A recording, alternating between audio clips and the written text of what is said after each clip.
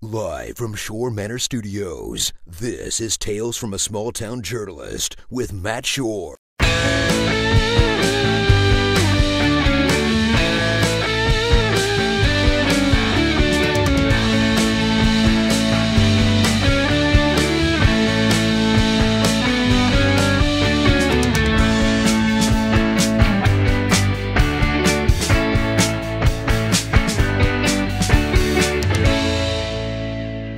Hey guys, thanks for checking out this episode of Tales from a Small Town Journalist, the podcast dedicated to all the weird and wonderful stories you are only going to hear about from reporters working in small communities. Small communities just like yours. I'm Matt Schorr, and I was one of those small town reporters for almost 10 years before I finally hung up my camera, my notepad. And in that time, I had some unique and interesting experiences working with the public, and I got to know some other folks who also had some unique and interesting experiences working with the public. Before I go any further, I do want to make sure and mention that this is a listener-supported podcast supported by wonderful folks just like you. There are some phenomenal ways that you could show us some support. First and foremost would be just to visit our bookstore over at www.mattshore.net. Maybe show a little bit of financial love. Head over there, check out any books that might strike your fancy. We've got horror, we've got comics, we've got science fiction, we've got stuff for older readers, younger readers. We cover the spectrum. Please go check that out. We would love you for it. Another great way that you could show some support would just spread the word, get the word out about this kooky little podcast and its kooky host and the stories that we have to tell. Use Twitter, use Instagram, use TikTok, provided Twitter is not burned to the ground just yet. Anything else you've got out there to just tell people about us, we would love you for doing that. And finally, maybe boost the algorithm a bit. If you're listening to this on any kind of podcast service, give us a nice review, a good 5-star rating, boost the algorithm for us there. If you're watching this on YouTube, give us a like, a comment, a subscription, anything and everything to boost the numbers. Just every little bit helps, we would definitely appreciate you guys for doing that. This episode is a big one. It's another anniversary. This podcast is officially 4 years old. We're celebrating our 4th anniversary. I've been told that most podcasts don't even make it a year, given that they have to keep talking about the same thing. It's really got to be something that you love to keep going. And in this case, luckily, this is something I feel a passion for. So we've made it for 4 years, still going strong. And we've got a couple of things lined up in order to celebrate. One that I want to make a big announcement right now. We are launching a second podcast. Despite the dangers I just mentioned, we're going to keep this train going. We're launching a second podcast called The Hard Way Podcast, featuring one, of course, yours truly. I had a humor column that I wrote for years, talking about just the weird, wacky, and wild stories that came of being at first a newlywed, trying to figure out what that meant, then a first-time father, trying to figure out what that meant, and now as a family man and still, I don't have a clue what I'm doing. And so there's a lot of goofy hijinks that happens. And I just had such a great time telling those stories. I thought, this needs to be a podcast. So here we are. We're launching it. It will be bi-weekly. So I do hope you guys will check that out. The very first one drops this week, 2 days after this one, this coming Thursday. It will be all about a way that I managed to keep Christmas creepy for my wife. So just think about those words and let that marinate for a minute. But that's coming up this Thursday, and our plan is to make this one a bi-weekly podcast. So every other Thursday, we'll have a new episode. Just going to, test the water, see how this goes. But please check that out. And again, just like with this one, any, ratings, positive reviews you can give us, anything and everything, just help to, make the internet pay attention. That would be great, and we would appreciate it. There is, of course, another way that we're going to be celebrating this 4th year anniversary. We are going to be debuting a brand new segment on this show. It's one that we've tested the waters with on YouTube, and it did pretty well, and it was a lot of fun anyway. It's called Weird News, where we go sorting through all of the news that's going on in the world, and we look for just the weirdest, strangest things we can find, and then relay that to you guys, along with all the other news that all the stories that we have with journalists. It feels right at home with this podcast. So I hope you guys are ready, because it's a brand new segment. So brace yourselves. Here it comes. Our first edition of Weird News for 2023 is a heartwarming tale, but of course, it's also a little weird. A veterinary clinic in Scotland came to the rescue of a young seal in the center of town. The seal pup was first spotted in the harbor area of a town called Stonehaven one night and ushered back into the water. But the animal returned, came to land the next morning, and wandered all the way into the center of town. The seal was eventually collected by personnel from the Kirkton Veterinary Center. They said they think it's a boy. They feel like he was also very underweight and likely ended up in the middle of town, probably just looking for some food. Probably just got confused and lost. And as they say in Scotland, he's a bright wee little thing. They said they took the seal to be rehydrated and would eventually take it to the Scottish Rescue Centre in a town called Fishcross for rehabilitation. They also made a point of mentioning that if you should happen to see a baby seal out on the beach somewhere, leave it alone. More than likely, it's been left there by its mother for safekeeping, and if it should feel threatened or if its mother feels threatened, they will come to defend themselves. Rescuers just took action in this particular case because it was rather extreme, rather unique, and of course, rather weird. I'm Matt Schorr, and this has been Okay, and we're back. So now let's move into the main thrust of this episode. I reconnected with an old friend, a a friend of my family growing up because it was a small town, but she is also a mayor. So what kind of a big deal must I be? But no, it's a small town, trust me. I connected with Kathy Onan, the mayor of Mayfield, Kentucky. And if you've heard of Mayfield, Kentucky right now, anybody listening, the main reason you've probably heard about it is because of the devastating tornado that wiped out half of the town. And this was no small feat. I mean, this town was not, a metropolis by any means, but it was a community of about 10,000 people, and it wiped out half of that community. And the death toll was 20 something. I forget for sure. But Kathy will give the correct number when we do that interview.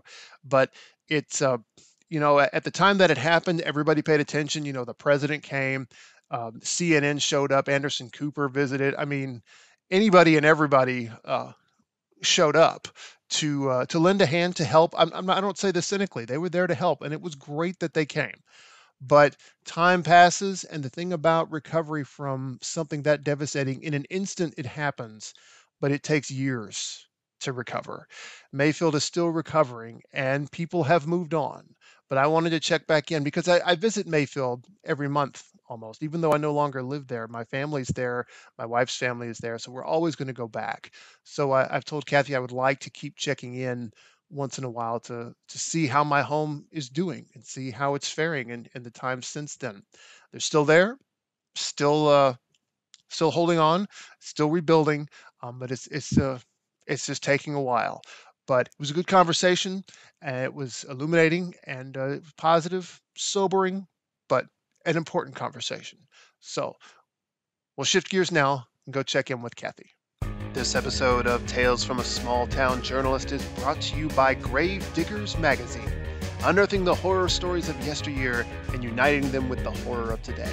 Enjoy terrifying comics from the 1930s, 40s, 50s, and 60s, alongside columns and interviews from horror creators of the modern era. Grave Diggers, published by Schorr Manor Studio and available at mattshore.net. Okay, I'm joined once again by the mayor of Mayfield, Kentucky, fresh off of an election win, as a matter of fact. So congratulations there, and thank you, Kathy Onan, for joining me again. Well, thank you for your congratulations, Matt. I appreciate that. It was certainly a different campaign than last time. There was no time to campaign, so we're ready for 4 more years, I guess. All right. Well, best of luck to you. I know you'll give Mayfield your full dedication. You always have Yes. as mayor and previously as city council member. Yes. Sorry. I get to check in on Mayfield, obviously, every month or so, and I'm sure people listening to this remember that Mayfield was hit by a tornado and it's still recovering. Mayfield has entered, I guess what I think of, it's kind of an unfortunate reality where it's no longer, the word I use is sexy. It's no longer real sexy to pay attention because the devastation is basically gone now. Now it's just empty. And the world has moved on to other tragedies because unfortunately seems to be a new one every week. But meanwhile, Mayfield is still recovering from this. So I've got a few questions I was going to check in on this now that we're basically 1 year out from that massive tornado. What's it like on the ground? I get there once a month, so I get brief updates, but what's it like really living there? We are barren. I know you grew up here, so when I say you can stand in the center of town and see both our north entrance to town and our southern entrance to town, and everywhere you look, all of our backdrops are gone, our landmarks are gone. Um, I was trying to show a reporter yesterday. I had an aerial view of downtown, and I was trying to show him where the courthouse was, and it's difficult because there's nothing there to reference. And I do myself, and I hear people say we get turned around easier because our landmarks are just gone. But that's just day to day. We struggle and laugh, and then we turn around and get back on the right track again as far as getting where we're going. It is barren. We went through 2 phases of debris removal. The first one, which the governor contracted with the Corps of Engineer, that started either the very last of December or the 1st of January following the tornado. That finished up, I'm going to say, by March. And then the next round of debris removal was this summer, and that the city contracted then to get that done with a debris removal firm and a monitoring firm.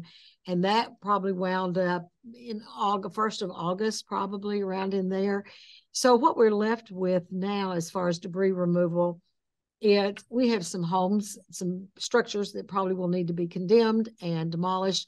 But even before the tornado, every city has we do that. We have that in place already to handle that. So that will just take time. Our condemnation board is working with that as they do regularly.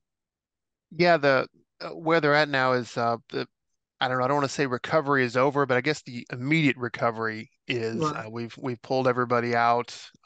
I say I haven't done anything. I'm just reporting this. But uh, now it's the rebuilding process, and I think until you're faced with it, the harsh reality is that gosh, it just seems to take time. Is that accurate? That's extremely accurate.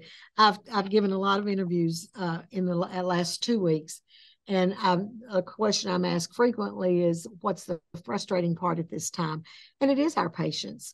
We Every agency that we as a city government have to work with as far as rebuilding our municipal buildings is a government agency. We have insurance, of course, but we hope to get a lot more funding from the state government, the federal government, and that just takes time. I know the county's faced with the same thing, and we are very fortunate, though, in rebuilding of homes to have been blessed by both national and locally created nonprofit organizations who are working diligently to rebuild homes for those who were owned homes, and then for those who rented in property that's not going to be rebuilt. There is an unbelievable heartwarming commitment made by these groups to get people in houses quickly. But once again, you're dealing with volunteer labor, building of the property, and nothing happens quickly in that. I know the ground was broken on the first of these homes exactly on February the 10th, 2 months after the tornado. And those people moved in, let's say in September probably, which was very quick. And gradually since then, people have been moving into homes of this type. We've had some private rebuilding of homes that have needed assistance. That's already started. And some is business as well. One thing that's caused business to not be able to start as quickly, we didn't have on our staff at the city and any type of urban planner or city planner. So we contracted with an urban planner who works with our Mayfield Rebuilds group, which is a community-driven group of volunteers who had many public meetings on What do they want the city to look like? What do they hope the city rebuilds? What direction do they want the city to go in in the future? So their first recommendation to the city council was to that center core of the city from the north entrance, just a little past City Hall, was to create what they call an assessment area there and to not allow any building permits in that specific area. It didn't encompass the whole path of the storm for 6 months. And the reason for that was so that we could get the zoning right for that and design standards set for that, because you're basically creating a new part of town in an old part of town. That will expire this month. And so that will, give way, we certainly hope, to even more construction of business and commercial property and residential property. Okay. This brings up something that I think it gets blurry sometimes with nonprofits coming in and rebuilding structures. Obviously, we can tell just by talking that you're very aware of what's happening there. But what is the city's involvement? Like, how involved can the city get when it comes to construction of residential property and in many cases private property? Well, we had already adopted in the last 4 years, or updated to adopt the national building code, which sets people ask sometimes, did you change your code to include more wind sustainability for more wind damage? Well, we already had that in our building codes anyway.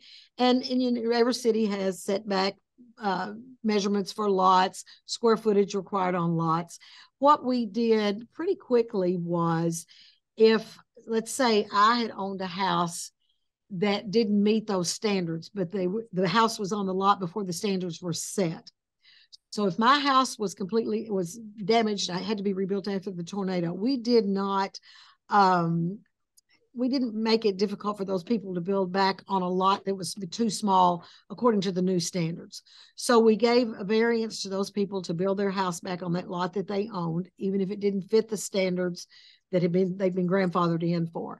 We also did not allow, except if they've been grandfathered in years past, any type of mobile home, temporary housing of that type. So we did create an ordinance where some of these nonprofits have brought in tiny homes for temporary residences.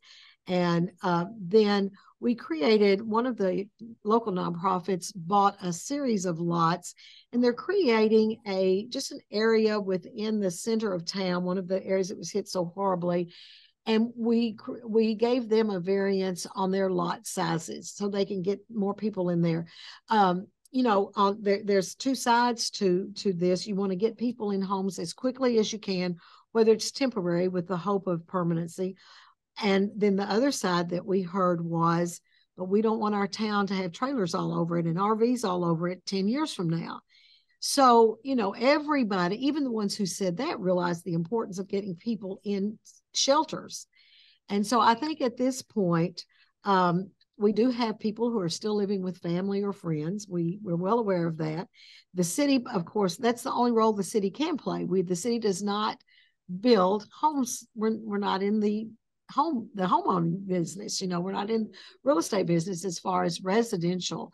I hope that in the year or years to come, that we can not partner with, but a corporation will come in. I know I've talked to them once, and with Kentucky Housing, and they're working through permitting with that for multifamily dwellings, apartment houses, because we lost a large one in the center of town, which used to be our hospital.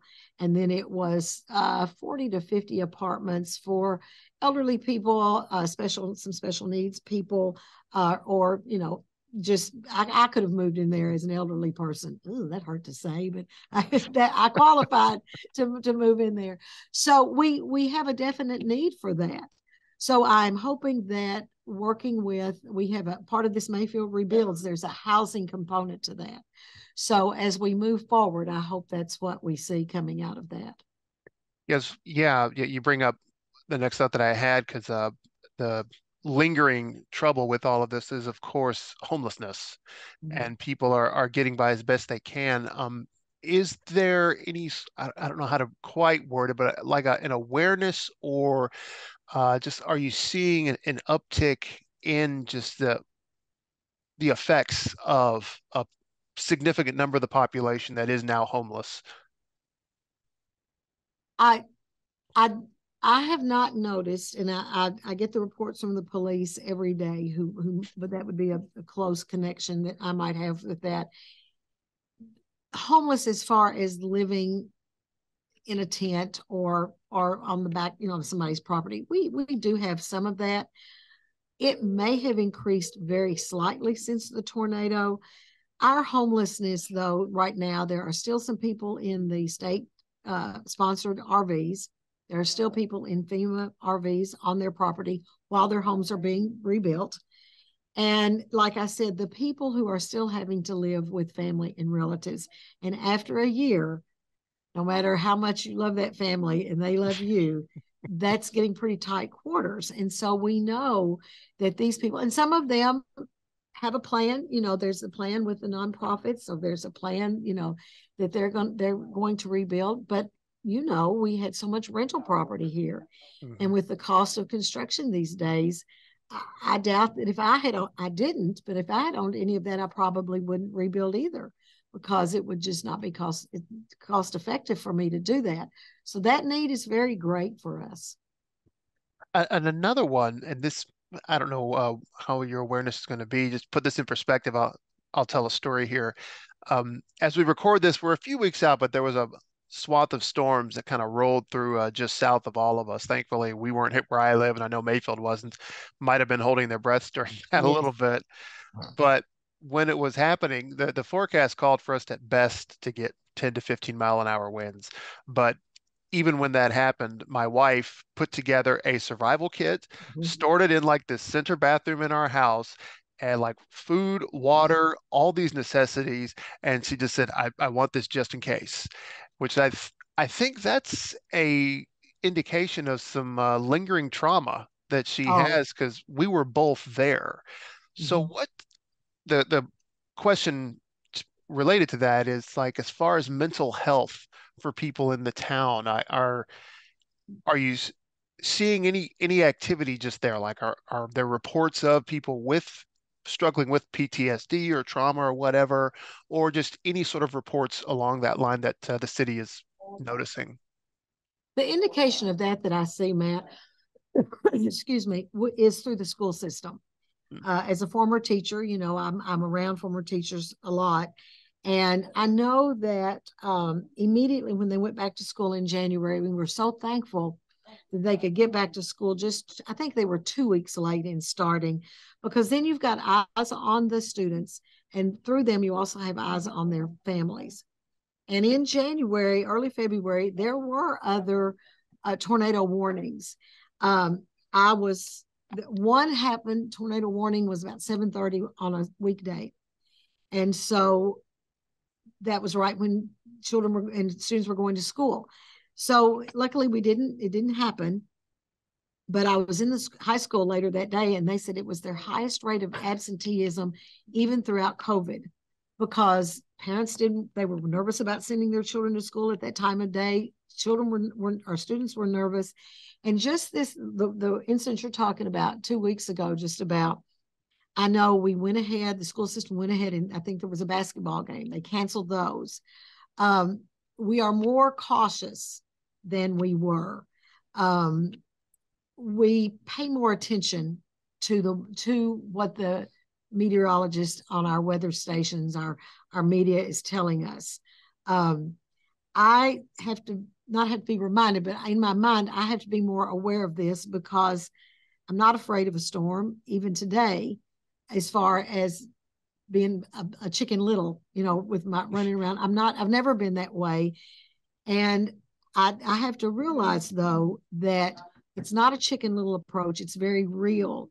One of those warnings that we had, it was predicted, this was back in the spring, that we would have strong winds, and the conditions were close to what they were leading into that tornado in December.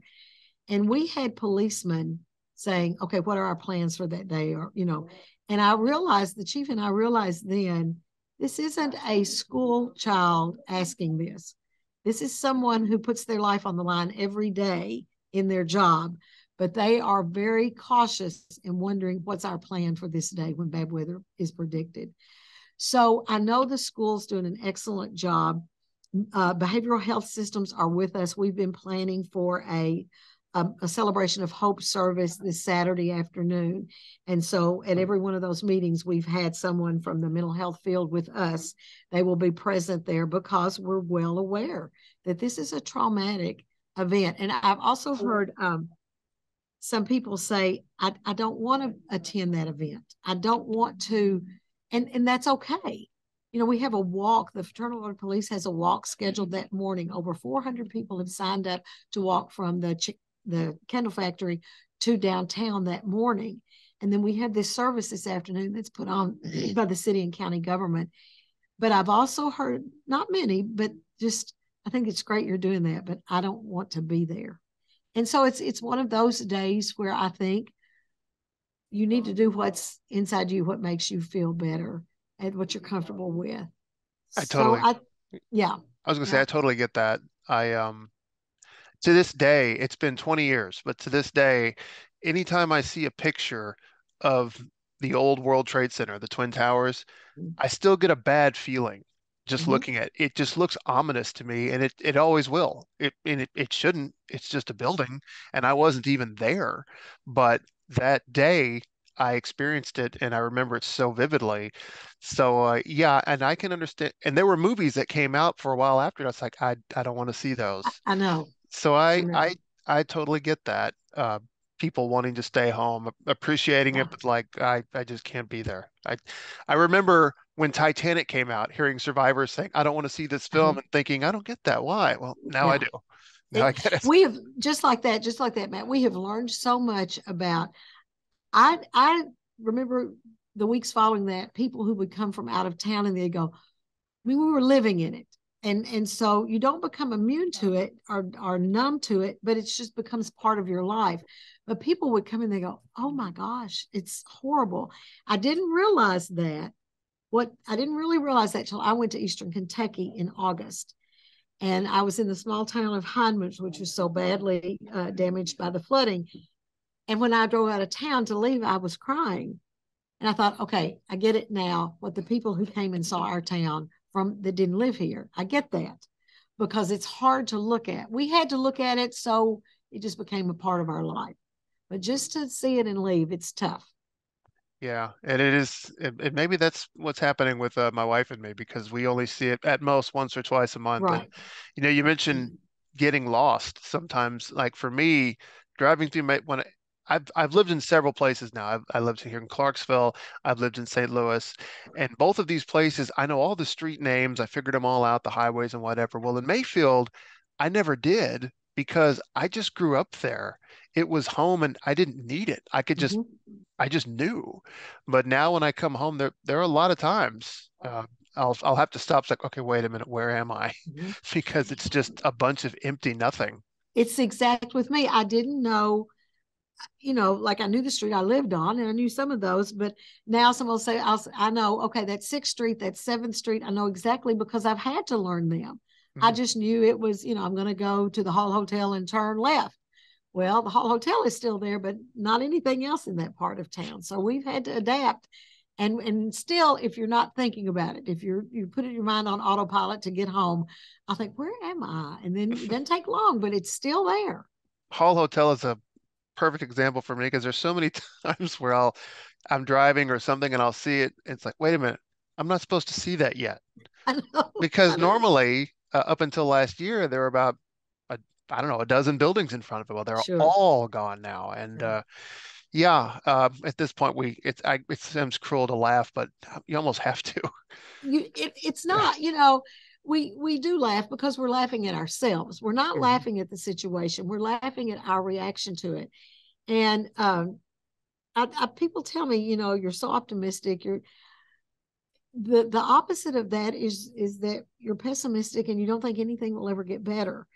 Mm. I don't ever feel disrespectful when I talk about the future or when I chuckle about getting lost. because that's what we've got. We will forever miss what we lost, and none of us more than those. This week especially, and the weeks just in the past, of those 24 lives we lost within Graves County. We think about them, but then we get busy, and this is with all of us. We get busy with planning for, okay, we're so busy with the rebuilding and the planning and all of this leads to that, and we don't forget them. But coming up to this week, I've probably been more emotional in the last month than I have been through this last year until immediately afterwards, because it's those lives that I think about so much now. They'll never be forgotten. But the 10th of December will become like 9/11 has to all of us. We'll know when it happens and we'll remember. But for those families, theirs is a total different experience, and we're going to respectfully focus on them for a little while on Saturday. They deserve to be honored. Their families deserve to feel all of us just standing with them, out of respect for who they lost and what they've gone through this year. Yeah. That's a hard one to follow. That's It deep, is. deep And and heavy. it's easy to talk about Yeah. rebuilding and what the city's done. We've talked about the ordinance we passed, but you get to the loss of life, and then you realize everything I've talked about can come back. Yeah, the loss of life hits the hardest, and the other one that hits for me was the history that was Yeah, lost with the courthouse and those churches right there, because churches. some of those churches were older than the town itself, and that We was we will celebrate our bicentennial next year, mm, 2023, and I don't know really. I can't remember, Matt, the date our church, First Methodist, was built. I know it existed longer because I think we had 3 structures till then, but that's a heavy loss too. As far as I know, I had friends who lost their buildings for their business, and that's a horrible loss. But a church building, is in a different category all by itself. And I know you growing up in that church, the memories that you and I have both there, we know it's a building, but still, it's once again, it's a backdrop to watching those children that I had in choir. mhm. You, my daughters, your brother, your sister. That's when I see videos of those, it tugs at your heartstrings, but life goes on, and there'll be other children in other buildings singing those same old songs I tried to beat into y'all's heads. We talk about laughing about hardship stuff. One joke went back and forth, had a conversation with somebody. First Baptist, for those who don't know, First Baptist Mayfield is really the only church still standing. And one member of that church was talking to me about the other churches, and he was kidding. I want to stress this before I tell this part of the story. So, well, I guess we know which was the right church in God's eyes, right? And I said, well, just remember, your church is still standing because those other ones stood in the way and took the hit, just like Jesus. And that's why your church is still there. We protected them. There might be something to that. I've wondered. The old hospital that was those apartments I was speaking about early. It is almost complete. It's down. They're now removing the debris from it. I've often wondered. It stood right in the path of that First Baptist. I've often wondered if that helped protect First Baptist any. I So think so, because I probably remember so. there were buildings kind of all around it. So like they Mhm. all of them, American Legion, Right. and of course First Baptist. I think it's the Family Life Center is the name of that building. It's Yes. that Yeah. one also took a lot more damage than the main church. So Right. yeah, yeah, the, Right. the the science is there. I'm not making any theological commentary with it. It was purely a joke on everyone's Yeah. part. Yeah.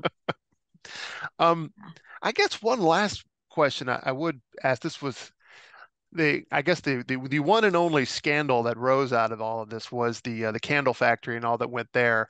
And I'm not going to ask you to comment on that unless you just want to. You certainly can. But where do things stand with that now as far as the people that worked there? Like, have they are they finding other work through the candle factory? Like, what's happening as far as progress on that? Many of them have. that we knew prior to the tornado, they were located out on the south part of town within the city limits. And we knew that they were transitioning to the industrial park, which is the north outside the city limits of town. And so they were almost ready for that anyway. And they ramped that all up and got ready. They probably didn't rehire everybody from there, but they did rehire, I'd say at least half of the ones that were there. And they were also had grown in their employees then, because at Christmas, I think they hired temporary to ramp up their orders for Christmas, with candles. They have been very behind the scenes, instrumental in so many things that have gone on in the community since then. And I won't be specific because they're behind the scenes, because that's what they want to be, but their presence is felt in so many ways in the recovery of our community. So I truly don't know about anything, what's been reported on the media, if anything recently. I don't know. And so therefore, I won't comment on that. I'll just comment on what they've helped, the ways that behind the scenes they have helped so much in this last year. Again, not looking for commentary on it, but some like the lawsuits that sprung out, some of those still ongoing at this point? I really don't know. Okay. I really don't know. Last report I saw was that they were, and when it comes to reports like that, I'm very selective about what I read, because that can be, given the very nature of it, it's very easy for publications to start editorializing the whole thing, Sure. sometimes without even meaning to. And when I am in meetings with management there, that's certainly not what we're talking about. And I won't ask. And that's one of those things, when it's time for me to know something, I will hear it from a reliable source. And until then, it's not time for me to know. Yeah, yeah, yeah. Okay, yeah. Like I said, it wasn't looking to dig too deep in the weeds. Just was curious as far as Right, where right. things stood there. But it is interesting to hear that they're involved still behind the scenes with various things. That's something that I wasn't aware of, and They've I always been a very community minded corporation. I'm dying And to know more. But it sounds like you're not going to give me a whole lot more. well, no, I'm not going to tell you what they've done in the past year, because Right. I respect them so much. But I will tell you that, the family that founded that company, their headquarters now are in South Carolina, but it's very important that for them, prior to December the 10th last year, to keep that footprint here in Mayfield. They are very important to us and have been since the foundation. And even though they've moved corporate headquarters to South Carolina, they have a very strong presence here, and it's important to them to keep that. One second. That's interesting to know. Like I said, that's fascinating. I didn't know that, so I've learned something new this day. Cool. Well, as we wrap up, we've talked. I remember the last time we spoke, you said Mayfield is full of some mighty fine, resilient people, and it sounds like just for the past year, that resiliency it's been tested and still being tested. It is. One thing, Matt, that I'm so not surprised, but just honored by, is in these committees and organizations that are being organized to move us forward. I love it. And I can say this because I'm in that group, that it's not your parents and my parents heading those. It is your group. It is your age. It is younger than you. And I can say all I want to about rebuilding this city for the future, for my children, my grandchildren. But when people my children's age and younger are a lot of that planning in the process of what's to come, that's exactly as it should be. And they haven't had to be asked. I think sometimes, and this maybe come from all the times I spent teaching, but you just think, oh, if I don't get it done, it won't get done. And you realize then there's this whole group just waiting for their chance. And I'm so thankful that they are stepping up and taking that role, that leadership role that's so vitally important for the survival and the future of this community. Very cool. I'm glad to know that Mayfield, even it might be a little bit still still hurting, but still standing, and good to know that it's still working on. It's still going through its physical therapy. It It may is. take several years, but like you said, it'll get there. It will take several years. It'll We take talked time. early to past and current leadership in Joplin, Missouri. They told us 10 years. I like you congratulated me earlier on a second term, winning a second term. I won't be here when so much of this comes to fruition, and that's okay. It's how it should be. I wanted to see these next 4 years through, but that'll just be 6 years. So we'll still have, according to others that have gone through it, 4 more years or 4 or 5 more years to just keep plugging away. And we will. I know we will. Well, very good. Well, thanks so much again. Thanks for another update. Let me check in to see how home is doing. Because even though I don't live there, Mayfield will always be home. And oh gosh, that statement right there is what we stand on. Whether you still live here or not, this is home. Absolutely. Well, cool. Thank you, Matt. Thank you again. All right. Bye. See ya. Hey, if you haven't already, be sure to visit the official Schorr Manor online t-shirt shop, the purveyors of all things spooky and all things Halloween, as long as it's in t-shirt form. You can find it at mattschorr.net. Just click on shop at the top of the page. And while you're there, be sure to use the promo code journalist and get 10% off of everything in the store. Once again, that's mattschorr.net and click on shop at the top of the page. All right. Thank you, Kathy, or as I should say, Miss Onan. You'll always be Miss Onan to me because you were the choir teacher when I was in church as a little kid, the cherub choir. I think that's who we were. And then you were the teacher at the high school that I went to. So you'll always be Miss Onan to me. But thanks for joining me. Thanks for giving us an update. I know that you have a lot of interviews, I'm sure, constantly about Mayfield's progress. So I know it was no small feat to squeeze me into your schedule. So thank you so much for doing that. And it sounds hollow, but the best I can say is just best of luck to you and my hometown as you rebuild and work your way through this. It will happen. I firmly believe it will happen. There will be hardships along the way, and by the time it's happened, it'll just almost become normal that it's happening and may not even realize, oh my gosh, look how far we've come. But they'll get there. It'll happen because, as she said previously, they're resilient people. They have to be, because even before this tornado, Mayfield has dealt with hardships. They lost a major a factory tire plant there, General Tire, as was once known. Then became Continental Tire before they finally shut down. So a whole lot of jobs were lost there, and people just, they picked up and they carried on. And then this happened. They've picked up and they're carrying on. This might be the hardest thing they've dealt with, but they're carrying on and they'll keep carrying on. And I firmly believe that they will, and they'll eventually make it. Mayfield's a tough place, in a good way. In a good way. It's not without its flaws, but it's a good town. So, anywho, this has been a good interview. It was an important one. It was really good to check in. So now that that's all done, and I think we're starting to come towards the end of this, it's time to move on to upcoming events. On the weekend of February the 2nd through the 5th, my wife and I will be attending the Trans World Halloween and Attraction Show in St. Louis, Missouri. So, throughout the entire month of February, be on the lookout on all of our social media channels for all sorts of spooky Halloween content because Trans World is always a great time. There's so many things to see, do, hear, people to talk to. It's always great. We come up with a whole lot of cool stuff. So be on the lookout for that one.